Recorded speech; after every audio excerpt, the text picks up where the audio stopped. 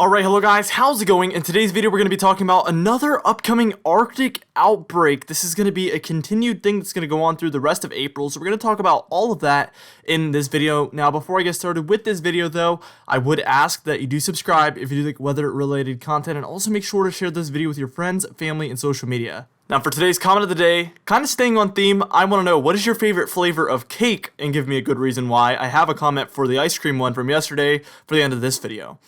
Now, let's get into this video, and we're taking a look at what the temperatures are like this morning compared to normal. And you can see there was actually some pretty warmer than normal conditions along the southeast and southeast coast there, but we have cold inland. So for areas like Texas, Oklahoma, Arkansas, Missouri, Kansas, Illinois, Kentucky, Tennessee, and even up through the northeast, we have a lot of cold air in place as of this morning. Now, as we move on towards tomorrow at about 2 a.m., you can see that cold actually reaches kind of the southeast coast. The deep south is still pretty warm, but really that's expanding into more areas, but it's becoming a little less potent by this point. That's not our cool down. That's not the one that's going to be very potent. I am eyeballing one that's going to be a lot more potent, especially for the Great Lakes, Midwest, and Northeast, and that's going to be the biggest thing coming up as far as weather is concerned, outside of our severe weather that is coming up that looks very, very extreme. I featured that in yesterday's video. You can always check that out if you missed that. Now, I'm about to move on, and what we're going to do is we're actually going to take a look towards about Monday morning, and that's when we're going to start to see things begin to take a change, and it's going to be very interesting to take a look at that with you guys.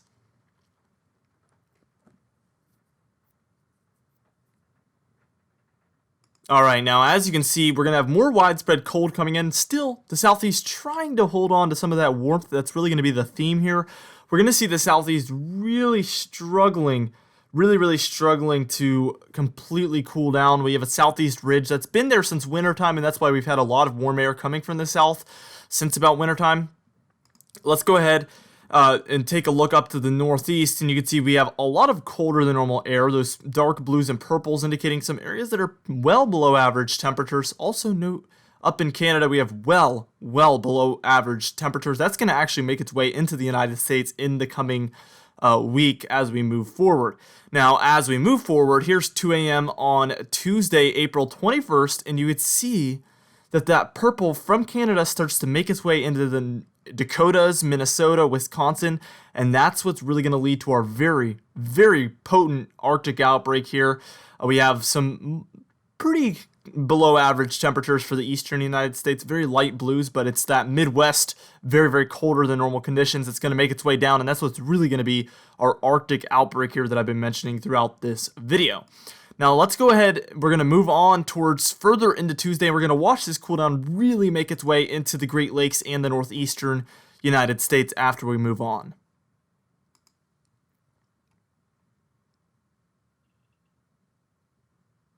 Alright, now as you can see here, it's made a pretty good click southward by the time we're at about Tuesday at about 8 a.m. Again, April 21st. It's reaching the Great Lakes by Tuesday morning, so areas like Wisconsin and Michigan especially are going to start to feel this one. It's making its way down into Iowa and Illinois, northern Illinois that is by this point. Still lighter blues to the south and east of that, so we're not going to be very potent cold air in the lighter blues. It's once we get into these deeper blues and pinks, that's where it's very, very potent Arctic outbreak. Definitely going to be chilly out there for this time of year. That's well below average temperatures, probably 6 to at least 16 degrees below average, so very, very far below average. And that's Celsius, by the way, so it's even more potent than it sounds. Let's go ahead and move on towards about Tuesday at about 2 p.m. And you can see that actually makes its way further and further south. We're seeing most of Illinois, most of Indiana, most of Ohio, and a lot of Pennsylvania and New York as well, getting in on some of those pinks and purples. That's, again, where it's going to be very, very far below normal temperatures. So the theme here is that it's just going to continue to expand and just include more areas in these very far below normal temperatures. We still see areas like Minnesota and Iowa involved in this as well. The Dakotas, you're starting to warm up. We're seeing some warm air build in for the Northwest, and that's going to be the theme moving forward as well. I think even possibly as we head towards May, that could continue to be the theme, unfortunately. If you're like me, you're kind of ready for the warmer than average temperatures to kind of come in. If it's not going to be snowing, I would rather it just be warm at this point, this time of year.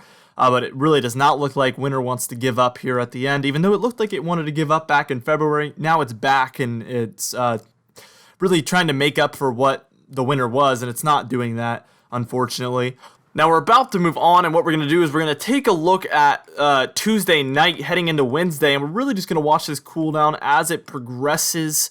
It's going to move further and further into the northeastern United States, and on this next frame by Wednesday, you might see that it actually reaches the coast as well.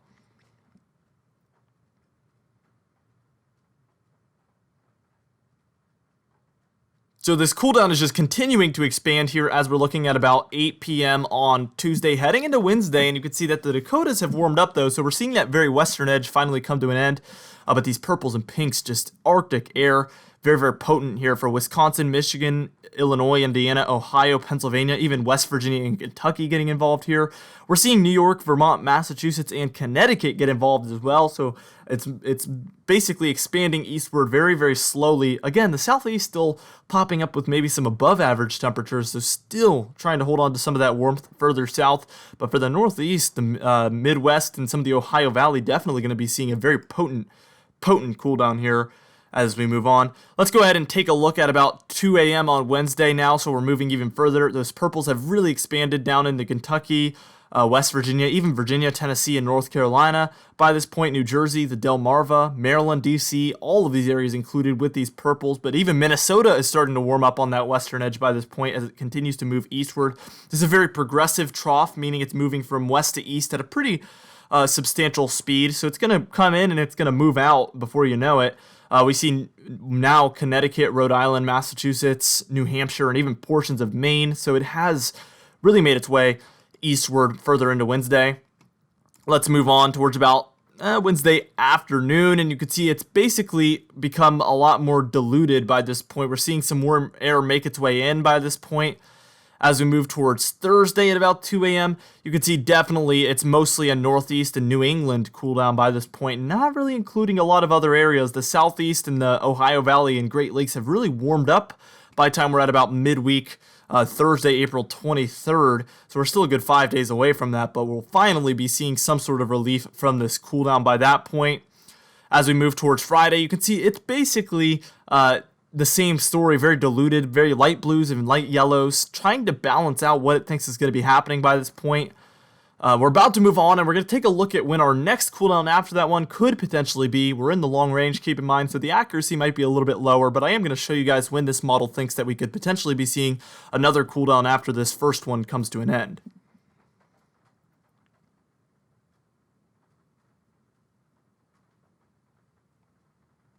All right, and here we are. We're at about Sunday, April 26th, and you can see some cool air making its way into the Midwest and really the central United States. Again, the eastern United States still dealing with some of that diluted, I guess, neutral temperatures, a lot of warmer than average and a lot of cooler than average, kind of making it seem more closer to average overall.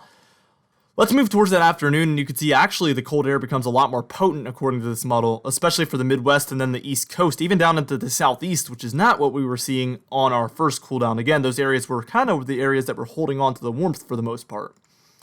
And as we move towards about, I'd say it's about 2 p.m. on Monday, and we're seeing a very, very potent area of cold air for the Ohio Valley, portions of the eastern United States, including the Northeast and New England especially. A lot of those pinks showing up once again, indicating 8 to 20 degrees below average. So we might even close out April with some colder than normal conditions here towards the very end of April, which is very, very, very interesting. After months and months of warmer than normal conditions for the eastern United States, the cooler air comes in once it doesn't really matter.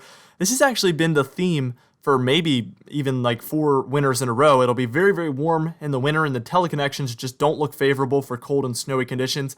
And then the second that it is too late for cold and snow, it's finally allowing some cold air to move in, but it's too little too late, and that's been years and years of irritating patterns because a lot of winter lovers just want the cold to arrive in the winter, and then by the time it's spring they're ready for warm, but it's pretty much been the opposite. Colder than normal springs and summers, and then warmer than normal winters and falls, which has really been leading to more averaged out conditions. Very, very irritating. Now, just in case you're doubting all the things I'm saying in this video, or you don't trust me as a source, here's what the National Weather Service has to say. Their 6 to 10 day outlook is from the 23rd to the 27th of April, and you can see they're calling for colder than normal conditions for the Midwest, Great Lakes, and in through New England. Possibly some warmer than normal conditions for the Southeast. As a whole, though, a lot of the white regions are going to be a lot closer to normal than the rest of the regions. Here's their 8 to 14 day outlook, which is going to be from the 25th of April through the 1st of May, and you can see pretty much the same story with some warmer than normal conditions building in for the central United States. And as a bonus, here's their May forecast, actually, a very preliminary May forecast. You can see they're expecting a horseshoe of warmer than normal conditions there, with colder than normal conditions for the central United States, the Midwest, the Great Lakes, and even down through portions of the Great Plains. And this actually correlates very, very nicely with my spring 2020 forecast if you watch that one. So that one is playing out excellent, actually, especially with the severe weather forecast, which has been one of my best forecasts I've ever made here on this channel. If you haven't seen that, you can go back and find it, but it was a very, very accurate outlook so far. Anyway, for today's comment of the day, I asked you guys, what is your favorite flavor of ice cream and why? And Weather Incorporated said, I love cookie dough. The combination of ice cream and the soft cookie dough is unbeatable. And I like this comment. I agree with it. I love cookie dough ice cream. And also a lot of you did. Look, 12 likes on that comment. So it looks like a lot of you agreed with what he had to say. Anyway, guys, thank you so much for watching this video. Again, be sure to share it with your friends, family, and social media. I will see you guys in the next video.